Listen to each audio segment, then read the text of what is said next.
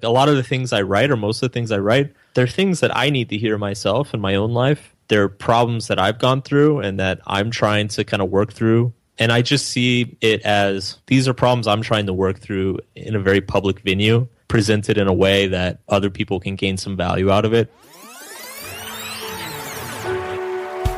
Hey, podcast listener, even if you are alone in your entrepreneurial journey, know that today, right now in your earbuds, you are joined by thousands of entrepreneurs from all around the globe seeking to grow better, more profitable, location-independent businesses. If you'd like to learn more about what we do and download our entire back catalog, check out tropicalmba.com.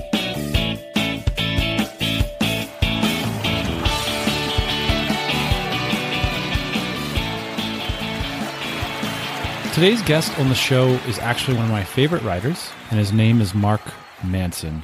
I'm sure many of you know him from his blog, markmanson.net, which over the years has tackled subjects from the dark side of traveling while working, dealing with anxiety, to toxic relationships. But, and this is some big news, recently Mark took the decision to sign with Harper Collins, which is a famous book publisher, to write his first traditionally published book titled The Subtle Art of Not Giving a F***, which is about to come out.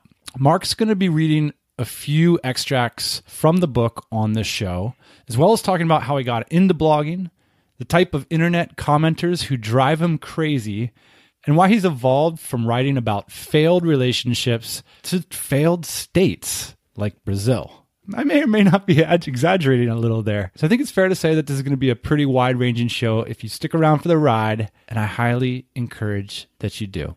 So we started this conversation by talking about some of the pioneers of blogging as we see it. You know, of course, Mark is one of the most famous examples on the internet of someone who's made a career for themselves as a blogger. But we try to talk about some of those pioneers, people like Bill Simmons, whose blog about Boston sports got him a job at ESPN and eventually now a TV show on HBO. We also talk about Steve Pavlina, somebody that's received millions of visitors from all around the world by writing about his personal development journeys. And we also touch on other characters like Andrew Sullivan, whose political blog, The Daily Dish, was one of those early bloggers that inspired Mark.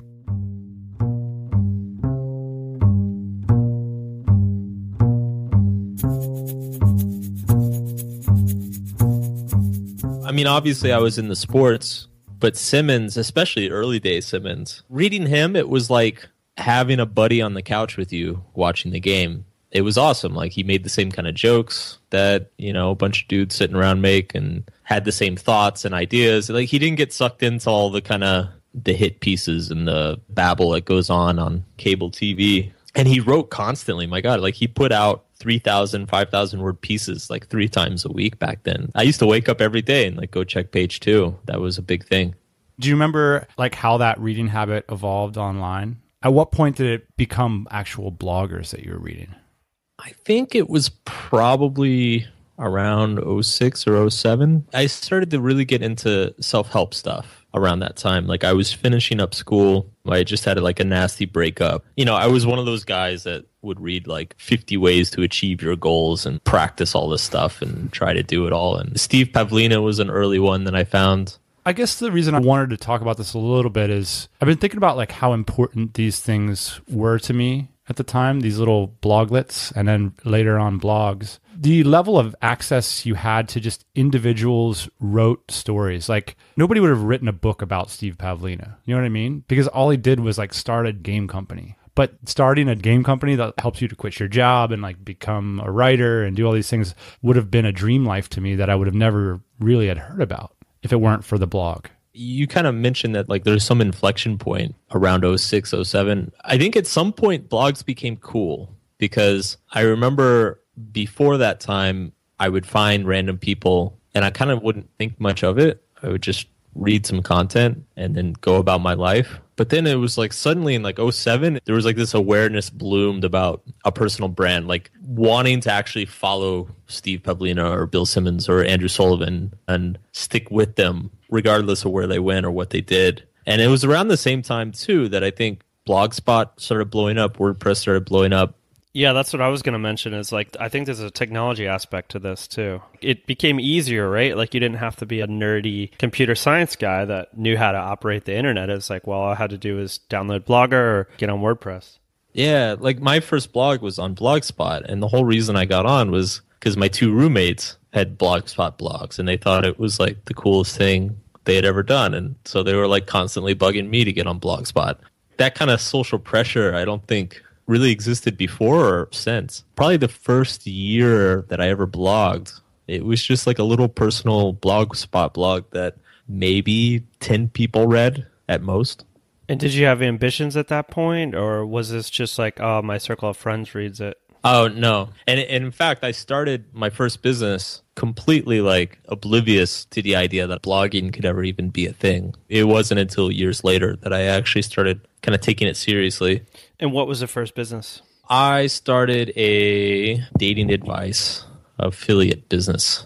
And at the time, were you writing about dating advice, or were the two disconnected? No, they were pretty disconnected. One day I was on my bike and like a car kind of hit me. So I wrote about that. So at what point are you like, holy cannoli, I can actually turn this into something? What happened was I was trying to start a number of like online businesses and info product businesses, affiliate marketing businesses, failing at most of them. And I was watching a lot of like marketing seminars, signing up for email lists and stuff. And then it was around 2009, I think, that like the big rage in the marketing world was you have to start a blog. If you're going to have an online business, doesn't matter what you sell or what you do, you have to have a blog. If I want to get on Google search results and if I want to generate more traffic, I should be blogging for my businesses. And that's when I started trying to blog for my businesses, and that's when the dating advice stuff started. When I started like consistently and consciously writing a dating advice blog.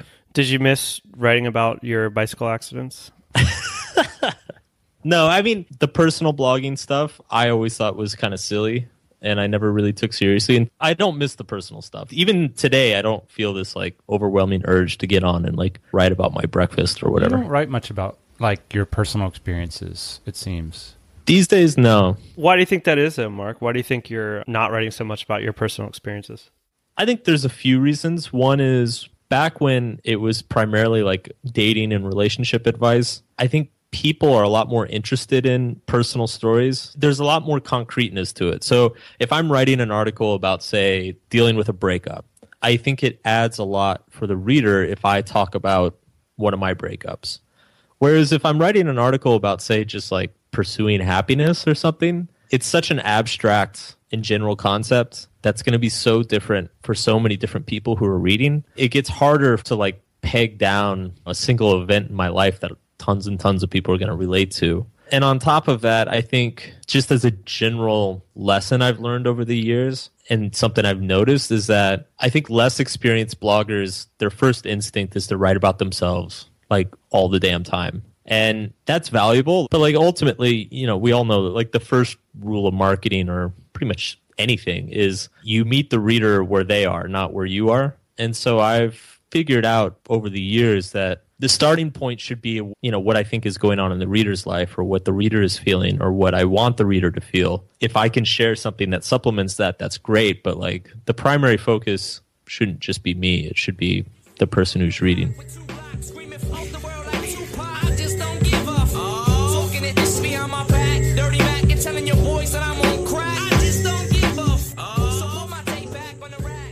This reading's from The Subtle Art of Not Giving a F***, Chapter 3, You Are Not So Special. The problem with my home life back then was not all the horrible things that were said or done. Rather, it was all the horrible things that needed to be said, but weren't. My family stonewalls the way Warren Buffett makes money, or Jenna Jameson were champions at it. The house could have been burning down around us, and it would have been met with, oh no, everything's fine. A tad warm in here, perhaps. But really, everything's fine. When my parents got divorced, there were no broken dishes, no slammed doors, no screaming arguments about who f***ed whom. Once they had reassured my brother and me that it wasn't our fault, we had a Q&A session. Yes, you read that right, about the logistics of the new living arrangements. Not a tear was shed, not a voice was raised. The closest peek my brother and I got into our parents' unraveling emotional lives was hearing, nobody cheated on anybody. Oh, that's nice. It's a tad warm in the room, but really, everything's fine. So how did it feel writing about that, given your family was not so willing to bring issues like this out in the open? Well, I can tell you right now, my parents are probably going to be freaked out when they see it. So they don't know that you've written this? No. So let me just put it this way. There's nothing in here that I haven't talked about my parents with as an adult. You know, it's like if you ask my mom and my dad today, like, you know, what was some of the problems before you guys got divorced? Like, they would both say pretty much everything that's in here, you know, that there wasn't enough communication and they weren't good at dealing with issues together and they weren't good at expressing their feelings well. And so, like, none of this is new.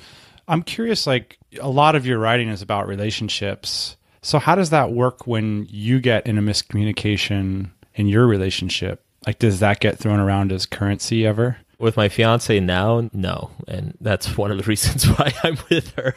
You know, I'm not held to this like lofty standard. Here's the thing about relationship stuff, and I think it gets misconstrued as like a skill. It's like getting good at tennis or something, you know? It's like, oh, you missed the ball. I thought you were good at tennis. You know, it's like, oh, we had a fight. I thought you were good at relationships. I think being quote unquote good at relationships is really just being good at handling your emotions and good at kind of accepting the flaws and the emotions of the person you're with. So yeah, I still have problems in my relationships. Like, problems are always going to exist. There's nobody that can just magically solve all their problems, really. It's just the question is, how good are you at like sustaining your problems or dealing with them? There is this fantasy in our culture, and one that you talk about a little bit, that, you know, relationships are supposed to make you happy. And so that if all of a sudden you're the same person, you know, you were, it could be easy to bring out the frustration that you would have felt even if you were not with that person onto that person and then blame them. Totally. And I talk about later in the book that I have a chapter called The Importance of Saying No. It's basically all about not blaming and shaming the people in your life for your own negative feelings. So it's like, if you get butthurt about something, it's okay to like tell your partner, like, hey, I'm really upset about this, but it's not okay to be like, it's your fault, I'm upset about this, you need to change it. You know, as soon as that responsibility is shifted, that's when everything kind of goes to hell.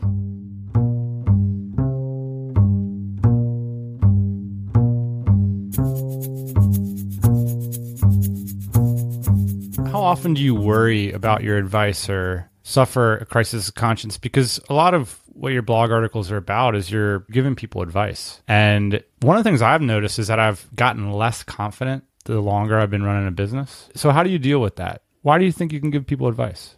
This bothered me for a while too. It's funny. I think it's just part of life, is like the more you learn and the more you understand about something, the more you realize you don't know. Like, the more you realize that so many things are outside of your control. It's usually the people who are like very inexperienced who are like absolutely 100% certain about situations, and, you know, whether it's business or relationships or whatever. I mean, it's always been a concern for me, but it particularly became a concern for me when the readership started to blow up and I started to get all sorts of people from different walks of life, you know, people with divorces and dealing with kids who weren't talking to them, or people who were incredibly depressed or had mental health issues. And obviously, I'm not qualified to deal with a lot of these issues. What I make very clear to people, both on my site and also through correspondence, is that I don't have the answers. And this is something I feel pretty strongly about. Like, one thing I really don't like about the self-help industry is this whole guru model of like, a guy stands up on stage, gives you the answers, and if you just do what he says, then everything's going to be great. I think that's like a very ethically prickly situation. Like, a lot of the things I write, or most of the things I write, they're things that I need to hear myself in my own life. They're problems that I've gone through and that I'm trying to kind of work through. And I just see it as, these are problems I'm trying to work through in a very public venue, presented in a way that other people can gain some value out of it. But honestly, like, I've definitely, as the years go on, I take fewer and fewer concrete stances on things. And a lot of times I get tons of emails of people who are like, they send 2 paragraphs saying like, this is my problem, what do I do? And I always make it clear, like, I have no idea. I don't know you. I don't know this other person. I don't know your situation. I don't know your personality. Like, I'm definitely not an expert in this situation. But here's an idea that maybe you can explore. But I'm on a search to crush a milk bone. I'm everlasting. I melt vanilla ice like silicone. This is one of my favorite sections of the book. I really, really like this. The Misadventures of Disappointment Panda. If I could invent a superhero, I would invent one called Disappointment Panda. He'd wear a cheesy eye mask and a shirt with a giant capital T on it that was way too small for his big panda belly. And his superpower would be to tell people harsh truths about themselves that they needed to hear but didn't want to accept. He would go door to door like a Bible salesman and ring doorbells and say things like, "Sure, making a lot of money makes you feel good, but it won't make your kids love you." Or, "If you have to ask yourself if you trust your wife, then you probably don't." Or, "What you consider friendship is really just your constant attempts to impress people." Then he'd tell the homeowner to have a nice day and saunter on down to the next house. It would be awesome. It's sick and sad and uplifting and necessary. After all, the greatest truths in life are usually the most unpleasant to hear. Why have we become a bunch of entitled, spoiled? What's going on there? I allude to this in a few different chapters, and I actually talk about it quite a bit on my blog the last year. I think one side effect of just this overflow of information and the fact that like Google and Facebook have gotten so scary in serving you exactly what you want to see, I think that there are psychological repercussions for this. I think we kind of envelope ourselves in these little bubbles where we see a lot of what we want to see, or we basically just see things that confirm how we already feel. I think this has created a little bit of a crisis of meaning in our lives. And that's why this book is about values, which surprises a lot of people. But it's all about like personal values and like finding your personal values and getting back to them and shutting out everything else. That's what we need, because the world is just so noisy these days, and there's so much distraction, and there's so much kind of just like false pursuit of things that's what we need.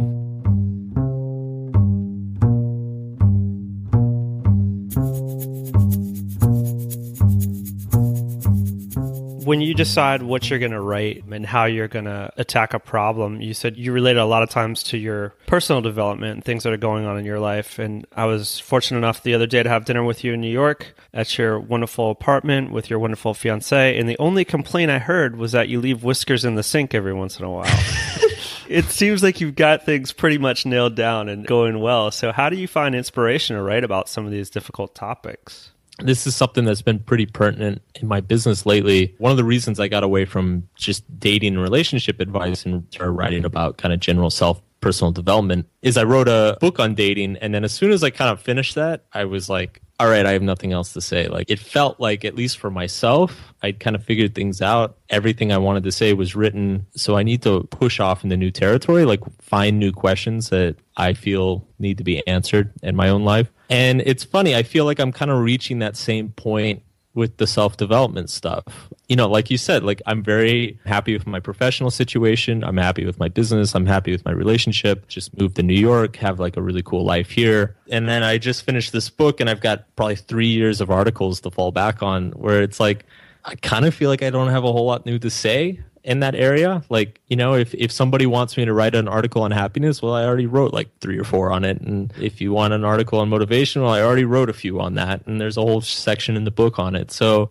part of the problem with this type of material is that it's not, the nice thing about it is that it's evergreen. So if I write a kick-ass article in 2013 about relationships, it's still just as valuable 3 years later, 5 years later, 8 years later. But the problem is that like I can't just repeat the same thing over and over. I got to find something new. And so these days I'm trying to kind of branch out more and look more at like kind of culture, current events, dabbling a little bit in politics, but mainly looking at how a lot of these psychological concepts that I've been writing about for years manifest themselves in kind of like the public realm. Because you're right. It's like at this point, I've been writing about, you know, finding a happy relationship or a healthy relationship for like 6 years. And my choices at this point is like either repeat myself over and over again or find some new angle or new take or new subject. You're a guy behind a keyboard that types up some stuff, hits publish, and like tens of thousands of people are engaged with your ideas and your words. In many cases, instantly, and over years, it's millions. How did you get there? Like when you look back on it, what do you think it takes to get to that level? Oh, man.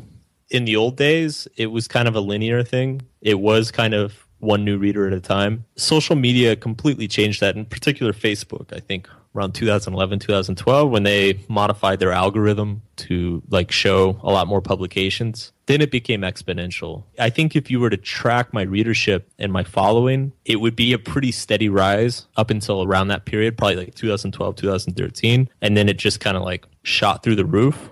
And then it's been about that level ever since. In terms of kind of the second question, like being conscious of, I guess you'd say, like the acquisition of new followers, or, being this mastermind who's like, oh, this is how I'm going to get new readers. Maybe the difference between me and a lot of other people is I've always been very concerned with building the readership and exposing my work to new people and generating a bigger following. Like, it's always in the front of my mind and something that I'm working on. I think it's just, I do it in such a way that it's not obvious, or like, let's just put it this way. Me personally, when I read other blogs or other websites, I don't like reading sites that they're kind of like a hard sell. Like, please follow me, please do this. If you like this article, give me your email and I'll like send you a 120-hour course on blah, blah, blah. For me, it's like, I'm just here to read good stuff. And if you have good stuff, then I'll come back. That whole kind of in-your-face mechanic is a turnoff for me. And I think one of the big problems with like internet business in general is that a lot of these ideas that work in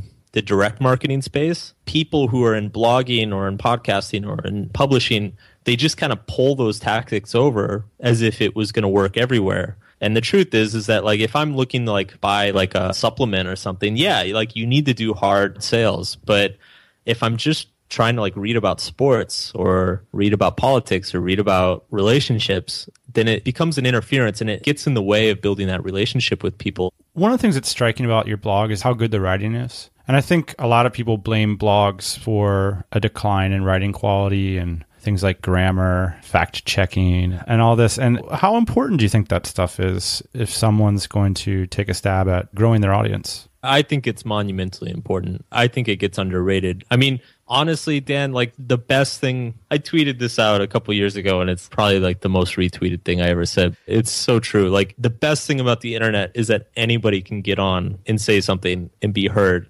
The worst thing about the internet is that anybody can get on and say something and be heard. Like it's a double-edged sword. Like the fact that anybody can just open up a WordPress and start publishing things is like, it's great. It's amazing. It's like a huge leap for humanity. But at the same time, it brings the average quality down quite a bit because most people, they don't spend a lot of time focused on writing. And ultimately, like before anything else, before design, before value proposition, before your cute little email pop-up, before any of that stuff, the dominant experience on any blog or any site like that is it's a reading experience. And so if you don't take the writing seriously, if you don't work on it consistently as a craft, yeah, you're just limiting yourself. And I get asked this question a lot. And like I tell people, if you're an okay writer, but you have a good piece of content, like that will do great once. But if you're an amazing writer, then it almost doesn't even matter what you write about. People will find it. People will be drawn to it and attracted to it. This idea of like amazing writing is so opaque,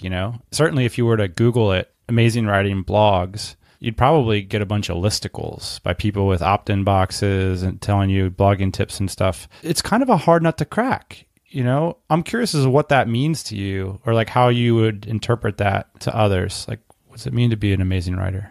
I think it's hard because there's such an artistic element to it. It's like the difference between hearing a good band and an amazing band. Like the good band, like they're still technically playing the right notes and the song sounds good and they're playing together and it's enjoyable to have them in the background. As long as you keep it down, it's okay to have them playing while you're eating your spaghetti or whatever. Right. And then you just forget about them like 30 minutes later. Like a great band is something that it's a completely unique experience. And it's a very subtle difference. It's like 10% that makes 90% of the difference. I think developing that, it takes years and years. Can I ask a follow-up on that? I just want to know how long it takes you to write an article. It varies quite a bit. Anywhere from, and I'm just going to say like to get a solid draft done because, there's all sorts of like editing and finding images and formatting and stuff that we're not going to count that. Just to get like a really solid draft done that I'm happy with, I would say anywhere from on the low end, like 30 minutes, that if it just like, I have like one of these Moses experiences where I'm speaking tongues and everything comes out, to on the very long end, I would say 10, 12 hours, 15 hours. And the interesting thing I've noticed over the years is that the longer it takes me to get to that point where I have a good draft that I'm happy with, usually the worse the article is. Now, it's not true in every case because sometimes articles they get kind of technical and they require a lot of research. and you have to get like very fine, like be very careful with like how you're wording things and things like that. But in general, usually if I can't knock it out in the first 3 or 4 hours, well, let's put it this way. The best articles I knock out in probably like 3 to 4 hours or less.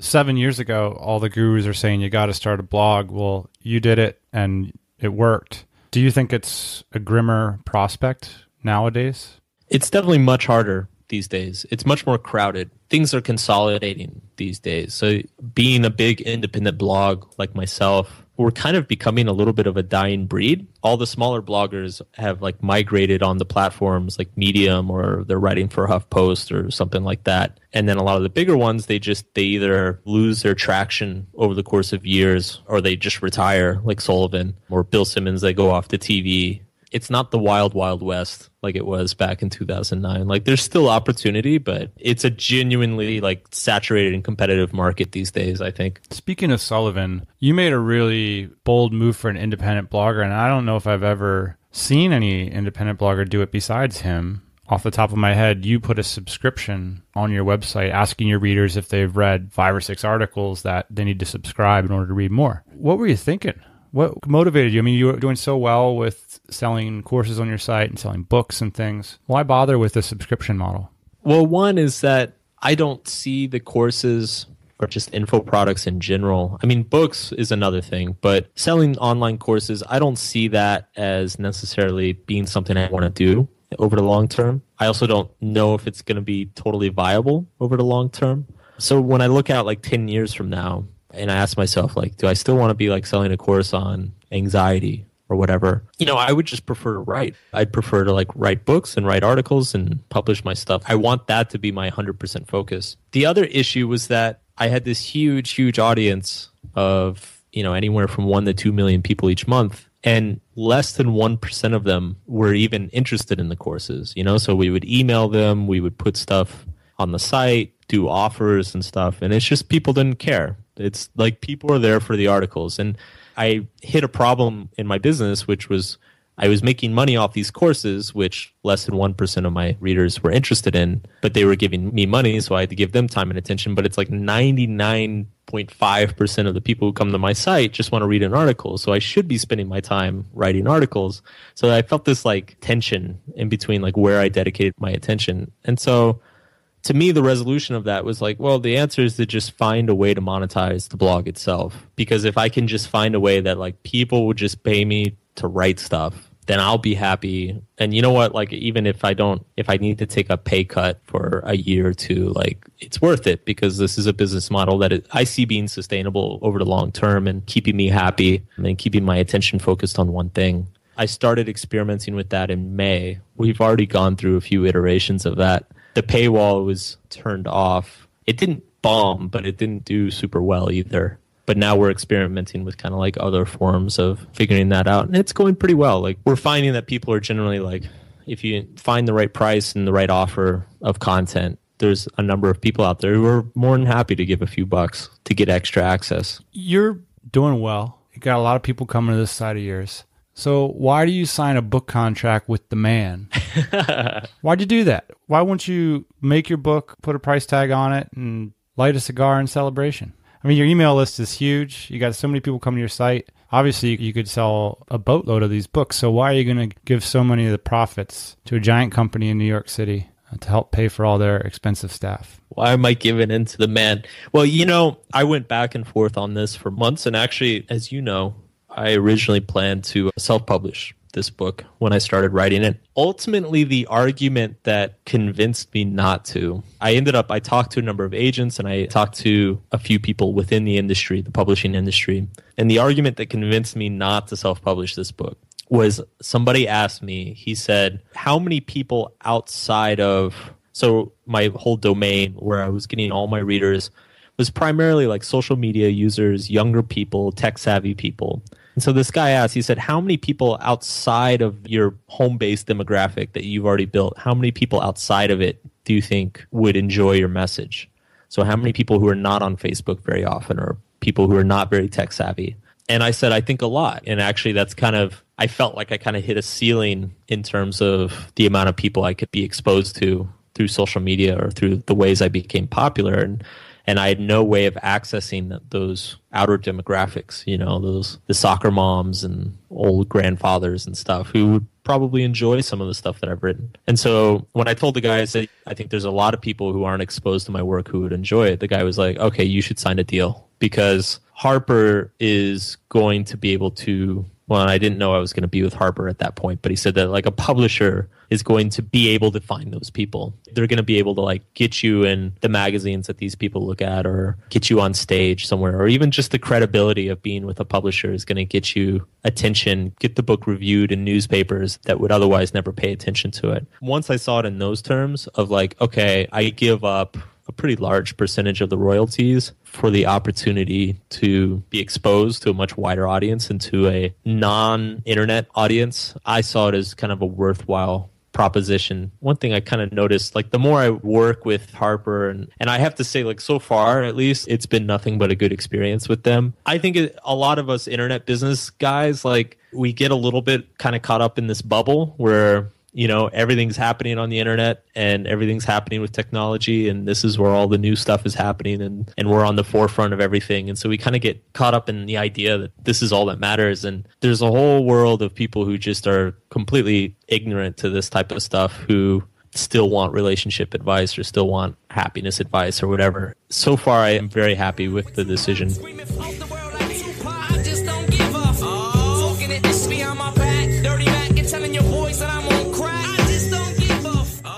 So as a sort of conclusion, I'm going to jump in here and let Mark read and talk about an example of why you should both read his blog and his book. This is from one of my favorite posts on his blog, and one that shows the newish territory he's increasingly moving into. Taking his style that was honed on topics like personal development and relationships and applying them to a country that is becoming increasingly significant in his life. I lived in Brazil on and off for about 2.5 years. I had just gotten engaged with my girlfriend, who is Brazilian. So I was going to marry a Brazilian. I just finished another 6-month stretch there, and I was moving back to the United States. And that 6-month stretch was very frustrating in a lot of ways. And one of them was just that the country is just like in the toilet at the time. It's a little better now when we're recording this, but end of 2015, beginning of 2016, like it was at a real low point. The economy was a total mess. There's political scandals all over the place, a healthcare crisis, huge like financial problems going on, a lot of crime. Everybody in Brazil was like unhappy, but at the same time, I was living here and I would see on literally a daily basis, everything from the barista at the coffee shop to the repairman that's supposed to fix your TV to the guy at the gym. Like people were just behaving really like untrustworthy, shitty ways. And I think that living there that last time, it showed me it's not a coincidence that Brazil is always having these problems. Like there is a cultural cause-effect relationship with this stuff. And it's not just that like, oh, they have all the corrupt politicians. It's like, no, it's the exact same mindsets that cause people to be 2 hours late for dinner and cause like the guy at the grocery store to steal $3 from you. It's the exact same thing that causes the government to like botch like construction projects and steal billions from the state-run oil company. And I was concerned because it's like my kid is going to be half Brazilian. My wife is Brazilian. I'm joining a Brazilian family. This country is going to be part of my life for the rest of my life. And I just had a lot to say. So if you wouldn't mind reading from in the past. In the past, I've had theoretical conversations about systems of government, colonial histories, economic policies, and so on. These are clearly some valid explanations for the problems. But lately, I've come to another conclusion. A conclusion that many people would probably find offensive, but upon mentioning it to a few of my Brazilian friends, they urged me to write about it and share it. So here it is. It's you. You are the problem. Yes, you reading this. You are the problem. I'm sure you don't mean to be, but you are actively participating in the problem and perpetuating it every day. Okay, how did Brazilians react to this? It was very hot and cold. A few 100,000 Brazilians loved it, and a few 100,000 Brazilians absolutely hated it and thought I was just another arrogant American. But yeah, I mean, a lot loved it. There's nothing in this article that I did not talk to a Brazilian friend about. In fact, most of the points I make in this article were actually points that my Brazilian friends made first to me. And so when I mentioned the idea of like writing this to a few of them, they were like, please, like nobody is saying this. Like somebody needs to say it. You were the superhero in this sense. You were the panda. I am Disappointment Panda, yes. And it's not dissimilar from really the message that you have for our society, which is that we're in a cycle of denial and victim mentality. Without giving away too much of the book, if you're in denial, how do you know you're in denial? The way the book is divided up is like the first half of the book essentially like describes the problem and, you know, what's going on with people. And then the second half of the book is kind of like the prescriptive part. Each chapter kind of represents, like chapters 5 through 9, each kind of represent a step. Chapter 5 is called You Are Always Choosing, and that chapter basically prescribes taking responsibility for like every problem in your life, regardless if you're to blame for it or not. And then actually the issue with denial in chapter 6 is called You're Wrong About Everything, but so am I. And the whole chapter is, it's kind of this like old school skeptic thing of like just basically like constantly proposing to yourself that your assumptions are incorrect and like asking what would that mean if they were incorrect over and over again. And I point out in that chapter that often it's like, same thing with the Disappointment Panda thing. It's like, if you propose to yourself that you're wrong about one of your assumptions and you like notice you have a big emotional reaction to that idea, like you start like, that's impossible. I would never be like that. The bigger the emotional reaction, the more likely it is that it's true and that you are avoiding it or just like repressing it in some way. I love that. I mean, I was thinking about that when you were writing about people freaking out about Facebook posts. And this just entitlement attitude, like we're so entitled to our emotions that we can just freak out about this stuff. And it's like, well, you probably don't have anything else going on. It's definitely an inspiration for this book was, I mean, one experience I've had with the blog blowing up so big the last few years is now that I have, 100 times the readers, you get 100 times the hate mail. And so just seeing some of the reactions of things I write, like sometimes it gets absolutely absurd. Just to give an example, I wrote an article last year that was pretty popular. And in the middle of the article, I had a video of, it was like one of these like humans are amazing videos, like people jumping off cliffs and like driving motorcycles off buildings and stuff like that. And I just used the video to like kind of make a silly point in the article. And I got hate mail from a woman who said that the video that I posted in my article was disproportionately featured men doing amazing things and not enough women. And she implied that I was sexist or like insinuating that women can't do amazing things too. I'm reading this, I'm just like, and you could tell she was angry. She was like legitimately angry about this. And I just, it's like, how, what kind of person? Like how does this happen? Like I get like the feminist issues that are going on in our society, but like, how is this the fight that you decide to pick? Like out of all the shit that's happening, out of like women who like can't even leave their house in the Middle East and like the sex trade and everything, like this is the fight you want to pick.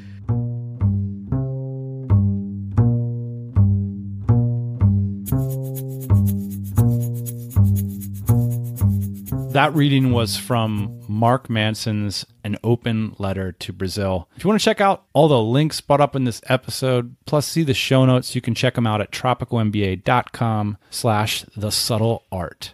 I think one of the reasons that Mark's blog is so insanely popular, and if you see how many people share his posts, I think it's because he's willing to say some of the things that we all think, but aren't willing to go to bat publicly for. And he not only does it in a way that's thought-provoking and elegant, but he does it with a tremendous amount of professionalism. And I think blogging often gets derided for being amateurish or self-promotional or whatever you want to say about it. You can pretty much, but that's also the magic of it, is that someone like Mark takes an incredible level of professionalism to it. He learned from the best. He watched them operate, put a tremendous amount of work in, and look where it got him. He makes a living off of his writing, and he's able to focus on it full time, and he's recently put out a book with a major publisher, which I highly recommend. We'll link to that and everything mentioned in this episode, and also will be in the comments at tropicalmba.com/thesubtleart. We'll see you next Thursday morning. Thanks for listening. Hey, thanks for listening to the Tropical MBA podcast. You can go to tropicalmba.com, get access to hundreds of back episodes and all kinds of other goodies. Load up your iPod. That is the cheapest way to fly business class on your next international flight. We will see you next Thursday morning, 8 a.m. Eastern Standard Time.